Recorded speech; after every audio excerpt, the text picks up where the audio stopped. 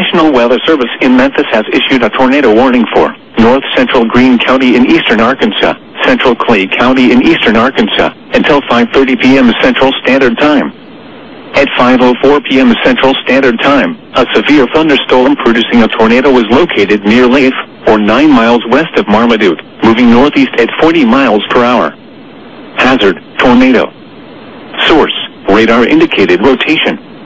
Impact, flying debris will be dangerous to those caught without shelter. Mobile homes will be damaged or destroyed. Damage to roofs, windows, and vehicles will occur. Tree damage is likely. Locations impacted include Piggott, Oak Grove Heights, Leif, Pollard, Greenway, McDougal, Beech Grove, Crockett, Stonewall, Tipperary, Hickoria, Gainesville, and Knob. Take cover now. Move to a storm shelter or an interior room on the lowest floor of a sturdy building. Avoid windows.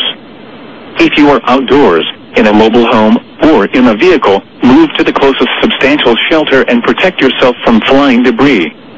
Repeating, a tornado warning has been issued until 5:30 p.m. Central Standard Time for the following counties in Arkansas: Clay and Greene,